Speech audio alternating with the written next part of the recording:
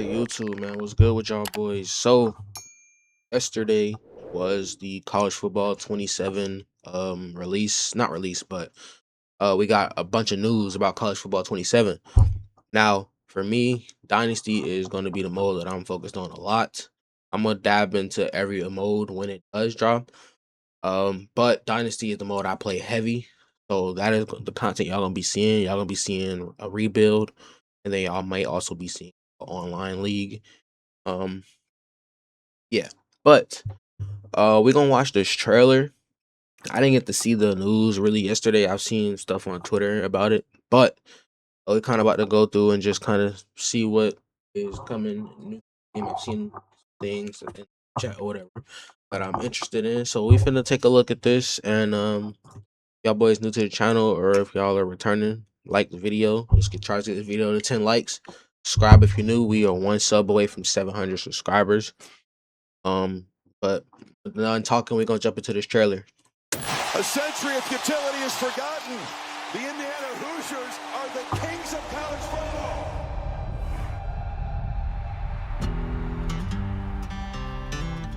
Some players who walk through that tunnel onto that field grew up dreaming about putting on this uniform. They've rooted for this team their whole life and want to be a part of something bigger than themselves. The game looks good, I'm not gonna lie. Graphic wise, the deals, the cars, they keep doing their thing with the graphics. That's college football now. I get it. Everyone's got to make a name. I like for the way themselves. this look, man. Truth is, I don't care why you show up.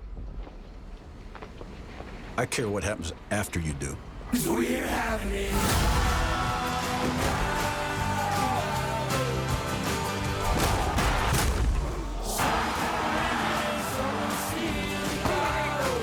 I care if you love to compete. I like this. If you want This every looks good, man. I'm not gonna lie. Graphic wise, this looks good. And if it turns into one thing on Saturday, winning. That's why I want you here.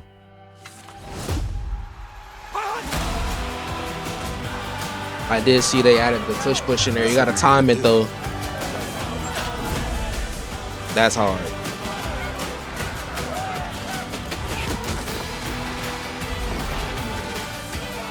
And there's no better place to do it. That is hard. I'm not gonna lie. That's hard. Just as a college football fan, you kind of gotta fuck with that. That's pretty good. I ain't gonna lie. I like that. Those graphics to me looked really good. Here is like everything you need to know about Dynasty. Now, some of the things I'm gonna share with y'all that I have seen, you can green catches, and if you do, you're guaranteed to catch the ball. And I'm pretty sure that's probably for like 50-50s. We'll see. Anyways, also I saw, what else did I see? You can green. You have to time the tush or the QB sneaks. You have to time them. Dynasty, I know they added NILs and a whole bunch of things. We about to get into that with this video. I know right this sounds here. a little crazy, but EA just gave Dynasty Mode the Good biggest game, overhaul bro. it's seen in probably over 2 decades. There's a new athletic director expectations that are going to be breathing down your neck. A full pro. Funny thing to me about athletic, I was literally trolling in one of my videos about the athletic director, just kind of making scenarios, but yeah, the fact that you can now, there's more to Dynasty now, which is why I kind of prefer college football like Dynasty over Madden franchises. I feel like there's more to do in college games, and you can kind of play a year out because you can switch it up, and I don't know, it's just really fun. But I don't know.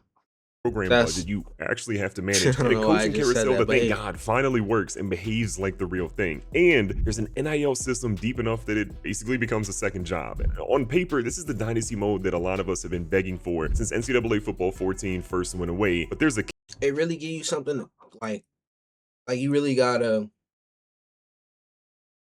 pay attention to your dynasty. Like me, I know I just recruit and play the game and go like that. Now you got other things that you could also do. Like I also find recruiting fun. Like I just kind of I'm just creative in my head and I just need to put that into videos.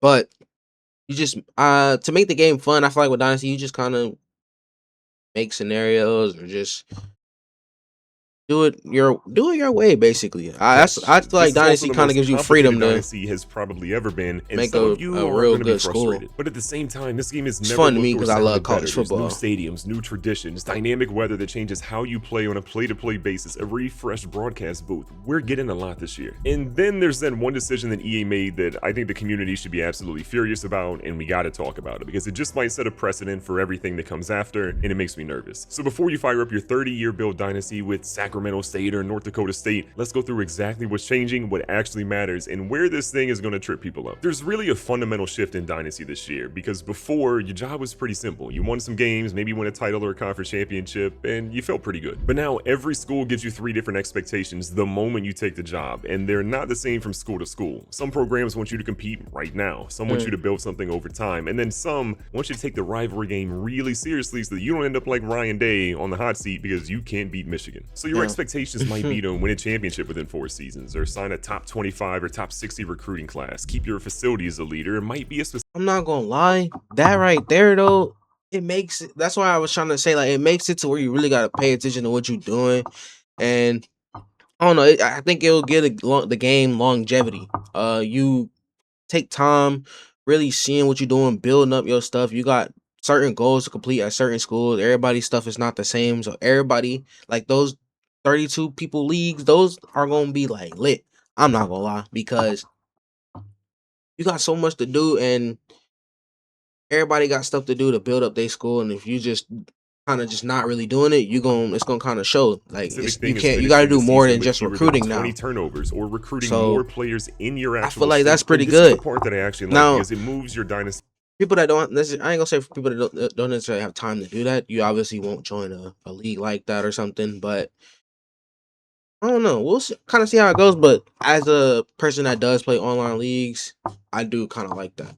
And we do leagues where like you start with a bad school, but everybody's gonna have a different little goal now, other than just recruiting good players. So I don't know. I think that's a good little Did you win the game new thing to put in the running game. the program the way this very specific school wants it to be run. And with all these little pieces, they tie directly into your job security. So a blue blood program is going to be more aggressive and impatient, and then a smaller program is going to give you So a if lot you more leeway. decide you want to go to a big school, when you were updating off your rip, resume, if buddy. you're not But I think winning, most though, importantly, these goals are not static. They're going to evolve with you over the life of your entire coaching career in dynasty mode. So if you overachieve, that bar moves up. That school that just wanted a bowl game last year, maybe expect more of a playoff run this year. So the better you do, the harder it kind of keeps to keep doing it. And that's a healthy pressure loop, the kind of thing that we all want in Dynasty. But then there's Dynasty Blueprint, which is pretty much the centerpiece. It's basically your program's economy, and you run the entire thing through one currency known as Dynasty Points. You spend these points across a couple of key areas: your coaching staff, your facilities, NIL, and then the blueprint itself. And the interface, I think, is pretty well thought out. There's a menu down the left side that talks about staff, facilities, recruiting NIL, and then your roster NIL. And then it shows you this sort of pie chart in the middle where your points are really going to today. So at a glance, you can see if you're dumping everything into recruiting and starving your facilities, but there's a couple of other tools they have too. The interesting part though is that your budget is your budget for the entire year, and the points do not carry over. So every season you're forced to basically answer one question: are you trying to win now, or are you building for the future? And you cannot do everything, and the points will not stretch far enough to really fake it. So where do those points come from though? Your my school grades are basically it. Conference prestige, brand exposure, stadium atmosphere, program tradition, plus the contract goals and miscellaneous things that come from your support staff, which we'll talk about in a second. Those are really stacking up on top of your performance that you do, and then bowl games, playoff runs, national title runs, all of that feeds into your total. And what I think is really interesting is that the gap between programs can be enormous at times. And from what I've been seeing, a small school might be working with something like the 500 point range, while a blue blood school or a powerhouse could be sitting on upwards of 20,000 points. So the rich get richer, which, I mean, sounds about right for college football. The blueprint though isn't this one and done sort of menu thing that you do at the start of the year. It's going to run over the course of the entire season. So you're going to hire and fire support staff in the preseason. You're going to buy equipment. Do y'all feel like that's their way of kind of keeping it like realistic? with that, like smaller schools get less dynasty points to start, but like a school like Georgia or people that really have just money to give players and all that nowadays. Do y'all think that that's their way of kind of trying to emulate that, or is that something completely different? Equipment upgrades for short-term game day buffs before big matchups, and coordinators still get hired and fired in the bowl season though, like always. But then at the end of the season recap, your budget resets, your performance bonuses come in from hitting those 80 expectations, and you get to spend all over again. And for the people that are hearing all of this and their eyes are just kind of glazing over, EA built you an escape hatch, which I alluded to earlier. You can basically set a blueprint strategy to full auto or hand off parts that you don't want to touch, like auto recruiting or your auto staff, and if you just want to play games, let the program run itself, you technically can. And I think that's a good call from EA, because some of us want to tinker with every single thing and other people just want to play the game. But there is something that I'm extremely worried about. There's a dynasty feature called Rainmaker, which if you watch my they have to where you don't have to, and it's a you can let your and from the name you like can computers just do that for you, and you just play the game, recruit whatever you want to do like that. You control what you want to do. Behind the MVP Plus subscription, and that subscription is going to run you about $150. And the way it's being described right now, the MVP Plus bundle is only available to buy until July 1st. So if you miss that window, you cannot access Rainmaker in the game at all. Not later, not as a separate purchase, it's gone. But to clear up a couple of things about MVP Plus, it's not a rental. It basically gives you 7-day early access, and you keep the game and your Rainmaker unlock after the membership period is done. So it's not like the content evaporates when the subscription lapses, but $150 is still $150. And the issue isn't whether you get to keep it, it's that the only door to this feature shuts out on a date. Now, over the last couple of days, as the rumors started to come out about this, I've seen a lot of different reactions, but I think ultimately the community is pretty loud and aggressive towards this. And I think Rainmaker might be the most controversial thing in the entire reveal for college football, because Dynasty isn't a side mode for us. It's the reason that a lot of us buy the game. So locking a core Dynasty advantage behind a paid subscription with a countdown clock attached to it, you can't imagine that would ever go over easy. And I personally don't like this. I think a skill tree that affects how you should build your program shouldn't be a limited time subscription perk. At worst, give people the option to buy it as DLC down the road if they decide they really want it, but paywalling a feature inside a Dynasty mode, that just doesn't sit right with me. Now, if you compare it to the other skill tree, Visionary, you get that one by playing franchise mode in Madden 27, and that's still a paywall technically, but I have a little less problem with it because there's at least a path there. Somebody could grab Madden on sale later down the road, and that allows them to unlock it, but Rainmaker doesn't give you that. It literally says the door closes July 1st, and then it stays closed. But truthfully, my real worry isn't just about Rainmaker, it's really about the precedent being set here, because if a limited time subscription with a countdown is how EA pays Wall a Dynasty feature this year, what does that look like in 2 or 3 years? That is a pressure tactic. You buy now or you lose access forever, and that's the part that I hope EA really considers. If there is some positive news around Rainmaker though, it's that in your online leagues or in your own league, if you're running a solo one, you can actually disable Rainmaker entirely so that nobody can use it. So for the competitive crowd running a league, you can just level the playing field and pretend it doesn't exist.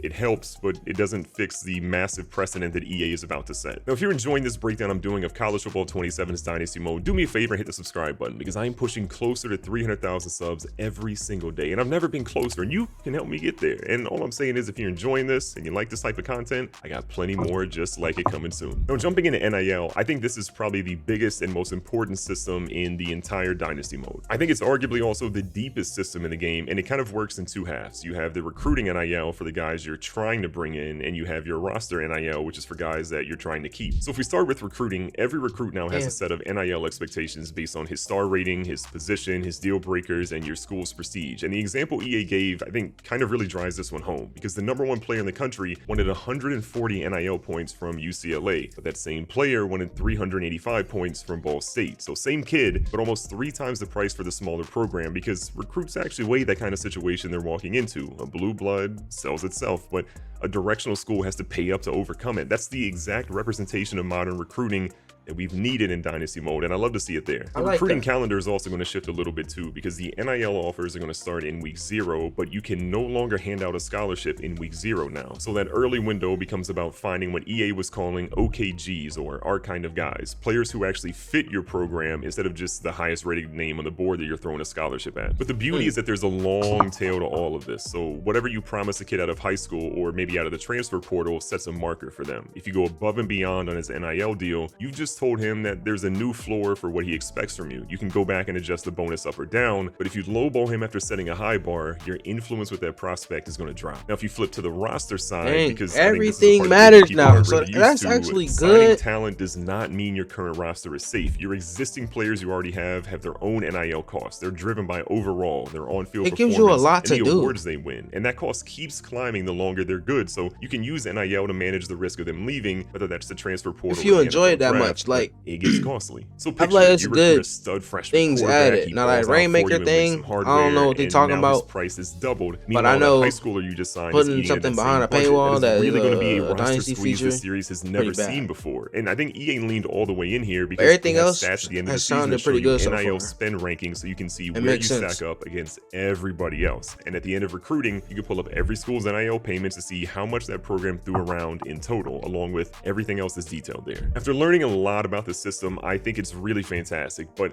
there's also a lot of complexity that I think people should be nervous about, because between recruiting deals, roster retention, rising costs, and a budget that does not carry over, NIL could overwhelm a lot of casual players. The depth is a reward, but it's also a barrier at the same time. So that's sort of the money side of things, but let's talk about the people that you're paying to run your program. Now, I mentioned support staff earlier, and I think they did say certain features or whatever, certain things you could turn off and just let the computers take care of or handle, but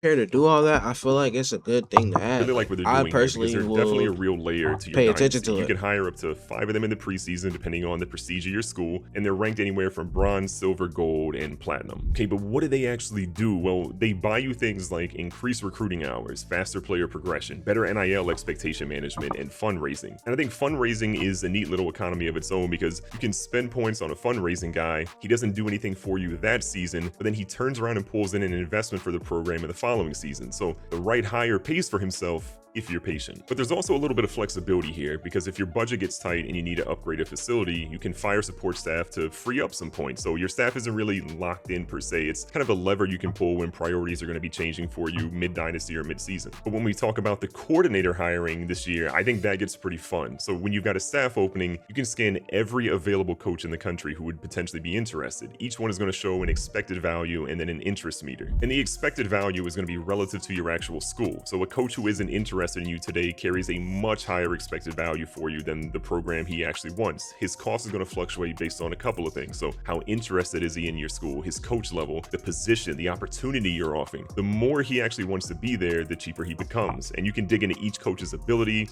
see how they're changed from past years, figure out what guy shores up your weaknesses or maybe doubles down on your strengths. And seeing the abilities is huge, because you press Y or triangle to see what the actual detailed abilities are, along with the dynasty points you need to have a real shot at signing this guy. So it's really taking out the guesswork we had in previous years and showing you kind of a much clearer picture of what you're getting. But once you actually make your move, you can put offers out to 6 different coaches at once and then see the full list on the screen. And they're going to resolve based on who you offered the most points to. So you're basically bidding at this point. You aim too low on a guy that everyone wants and you'll definitely lose them. So that's how you build your staff. But next is what the building is actually made of. Let's talk about facilities. Facilities run on the same dynasty points, and they split into 2 buckets. You have the facility itself, which is your long-term investment, and equipment, which is short-term buffs. Your facilities climb through 5 tiers. You have basic, competitive, premier, elite, and then national powerhouse. And each tier costs more than the last, but the payoff scales pretty hard here. The example that EA gave us was a national powerhouse facility handing you a 16% boost to progression. And each tier kind of has a range to it. So it's a band from something like a B- to a B+.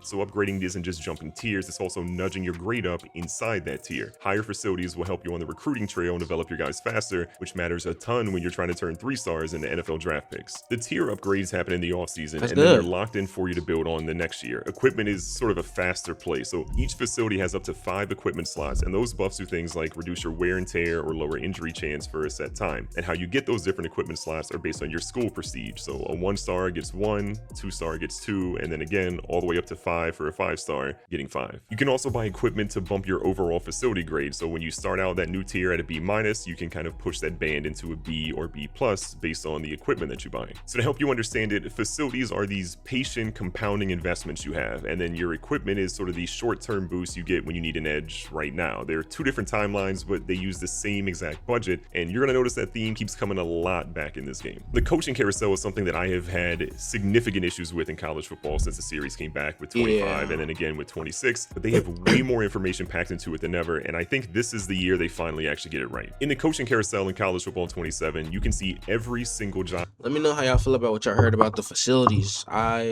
Honestly, I really have personally liked everything that I've heard. The only thing that I didn't like that I heard was the paywall thing. But I did see that, the pre-order bonuses, you can turn that off, so it won't even necessarily matter. So everybody, it doesn't matter if you got it or not. You could probably just use it in your own league or whatever, but in a competitive league, you could probably just turn it off because not everybody will probably have access to it. But everything I've heard so far is pretty good. My favorite thing so far, honestly, the NIL and how putting points on recruits work now. Opening in the country. It's kind of like bidding. I kind of like that. And before you do, each opening is going to show you a little bit of intel. So available dynasty points at that school, the top players already on the roster, the 6 candidates you'd be competing against, and a projection of how many coach points you'd actually earn there per year. You can even pull up that school's dynasty blueprint to see where the previous coach was spending heaviest, and then check the AD expectations so you kind of know exactly what you're signing up for. And I think that's useful because you don't want to take a job blind anymore like you've done in this game in previous years. But there is a cost to being greedy because you can express interest in up to 6 jobs, but expressing interest is binding. So you're telling a school that you'll take it if they pick you, and if you spread yourself across too many openings, your coach stability grade could take a hit. And then the hiring logic has a little bit of personality to it. So there's sort of a short list. So if the coach sitting in first place applies, you'll probably get it. But you can also get passed over because the school thinks maybe you're too good for them and maybe you'll never come. So they don't even put you on the list. But if you are a coach who maybe is very prestigious and wants to go to a smaller school where your dream school finally opens up and then maybe they're lower prestige and never considered you, if you apply, they could just be surprised and then put you number 1 on that list. It is going to be a lot of cat and mouse here, especially in online dynasties, to make this a lot of fun. But one of the big philosophical changes is that coach prestige is now a dominant factor here, and it's sort of a what have you done for me lately system now. Your level is still going to matter, but the recent success, the championships you carry, they all have weight now. So a hot young coach on a heater can leapfrog a big name who's just kind of been coasting for a couple of years. Now there's a lot in Dynasty that I didn't mention already, but I want to sort of go through a couple of the smaller pieces now that I think make a bigger picture. Recruit flipping is in the game, so players can decommit and you can actually flip recruits off of other teams. So the old top 8 board that everybody started at is basically gone, and they've replaced the stages for recruits with open, then top 5, then top 3, then it's verbal commit, and then finally a hard commitment. Once the kid hits your top 3, you're kind of getting into that verbal commitment. We are back. Influence bonus, but the other programs can keep recruiting him right through that. My voice was recording the whole time. I was not aware. I wasn't sure. If you pull your points away and you're like, you know what, I'm good, I think I'm fine with just the bonus, but another team is going more heavy, you can lose that player. There's also a health management system in the game now, which looks very similar to what Madden has with the practice of, full pads, half pads, resting the guys. It makes sense to be in the game, but I don't feel like it's a fully fledged feature, so I'm not super excited for it. League history is also fully fleshed out. They have season by season rankings, what every coach did each year, the whole record. It is really impressive. And they have team historical stat tracking, all-time wins, top 25 recruiting classes, draft picks, the works, and they go back to like the 1800s for some of this stuff. It is genuinely insane. And if you've been sitting on the edge of your seat just begging for coach mode, I'm happy to tell you, I think coach mode is actually good this year. They actually have a real coach mode where if you're talking to your players trying to do audibles or set up the different things, once the play clock hits 15 seconds, you can no longer communicate with your team. That means no high routes, no adjustments, no changes. It's up to them. There's also different coach mode cams. They have one on the sideline. Hey, we might have to give that. That might have to be the actual cameras as well. But I think coach mode got a little bit of love this year. So shout out to EA for that. But man, we got a real glow up. And I think the headliner here is the stadium creator. But I do want to set your expectations because this is not like what MLB The Show has where you're dragging foul poles around inch by inch and you have these crazy things that you can actually make. It's more of sort of these predetermined options that are more like snapping Lego blocks together. You can pick from 4 base stadiums and then swap pieces sort of in and out. You've got different end zone buildings, different jumbotrons, different edge walls, a different environment around. Still not bad. It's a start on the end walls and tunnel tarps too. I think it's good, but there's a really good touch here for Dynasty that I love. It's that you can start your program in a small stadium and then physically build it into a bigger one over the offseason. season. So that's you're what a I Sunbelt wanted to do. Cinderella who Okay, can grow cool. from a 20,000 seat box into an actual larger stadium as a program That's what I've been rises. wanting. That to me is great because each offseason, because all you do with the smaller schools is you just fill up the seats. Like you haven't been able to like expand it to have more. In your own dynasty. In So now you crowd can. customization too. So you can set if it's a night game, a top 10 matchup, a rivalry, nationally televised, or other atmospheres that trigger different crowd patterns for your games. And even with those being said, you can actually pick pregame with any team on the jersey and playbook screen what crowd pattern you want. In Team Builder as well, they have an audio track customization for sound effects and different tracks. It is mind-bogglingly cool what they've added this year. They have postseason bowl end zones. They have historical team records that are fully editable. So whether you are recreating a FCS school or recreating your own fantasy school that you have out there, you can put all the historical team records you want in there and rewrite the past for your school so that it feels like they've always been around. And probably my favorite thing they're doing at Team Builder this year is that you can update your squad in the offseason. So jerseys, stadiums, fields, all of that, you can evolve your created team right alongside the real one. So if you want to update your jerseys after a couple of seasons, you can absolutely do that. Presentation got a lot of love here too. There's new stadiums like what Northwestern is. There are people that do that. So the crowds get a lot of attention. They've got student section banners showing up at different schools. And drone shows back at even more schools. And in Alabama, I even saw an image where fans were holding their cell phones out in the stands and the whole bowl lights up. It looked pretty real in my opinion. There's nearly 120 mascots, giving them roughly 30 or 40 new over last year. They have post-game celebrations that are school specific. So Utah's mountain lighting up after a win is probably the one that jumps out the most to me. But I saw Kentucky having their striped jumpers they wear, Tennessee having their checkerboard jumpers, K-State's mascot sitting in the crowd, a cheerleader doing like a barrel roll celebration, Heisman finalist screen that pops up in games showing candidates during your match as you're playing throughout the season. There's a lot of cool stuff here. And there was even the wave going around the stadium, which I know it's the wave and maybe that's corny and I'm showing my age for that, but it was still impressive. Traditions got some love. The turnover chain for Eastern Michigan. That's how college football lit though, so why wouldn't you put that in the game? Like Nevada Shield, if you're able to. Warrior Shield, Vanderbilt, these powerful ass consoles should be able to. Student tunnel they have all out there. Then of course you've seen the league. I don't even know if they're that powerful, but one leg sleeves, all of that's in there. The way stuff is now. Per team. Notre Dame has their play like a champion on their back plate. I even saw dynamic weather throughout the game, which changes on a play-to-play basis sometimes.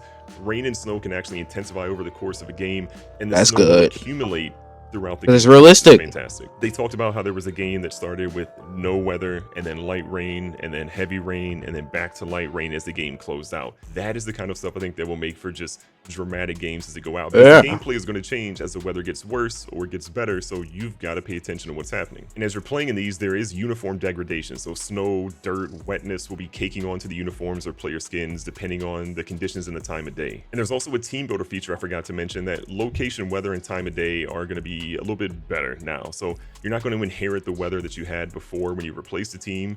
You're going to have the actual weather of the location you're putting your team. And then leaning into the broadcast, they did a refresh broadcast package, and the whole thing is built around storylines now. So it's going to lean on more the progression of the game as it actually unfolds. So QB clashes, star player spotlights. I love that they doing it for me. Sideline reported this year. Yes. Updates, player backgrounds, let's do it. Updates, weather reports.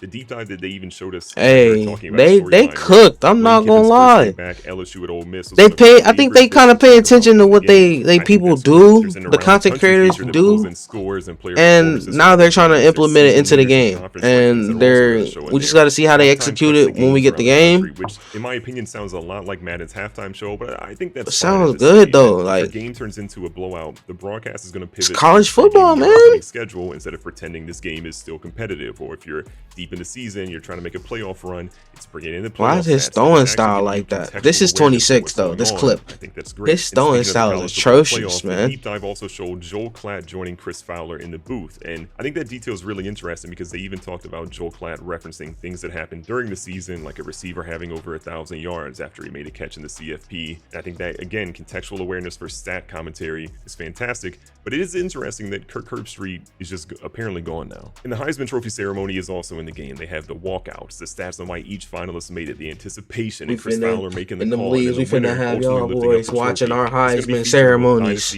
I've never had a Heisman speaking of road to glory, in the online league. Going to run deep enough so that you can replace every single high school alongside college teams if you so choose. I'm gonna be visiting someone else's the audio team Heisman ceremony. Interesting pieces too. They're pulling stadium rousers from games like Battlefield, Madden, NHL, Mass Effect, even, and then classic college football titles. There are over 100 130 fight songs in the game, so basically one per team. North Dakota State and Sacramento State were also name dropped in there, so I imagine they have theirs. And then there's 90 new and revamped crowd chants, and Joker and the Thief is also confirmed to be in the game. That is an insane amount of information, and I'm sure there's still stuff that bring back Mo Bamba here. But what it all boils down to, I think this is the most ambitious college football game. Put the saxophones. There's a lot going on in this game. They have the management. It is a lot going on, but I think it gives you a lot to do. The NIL system is honestly the best recruiting simulation feature that we've seen in a long time. And the coaching carousel finally, after all these years, treats coaching just like the career that it is. And then presentation side with stadiums, traditions, dynamic weather. They did their thing.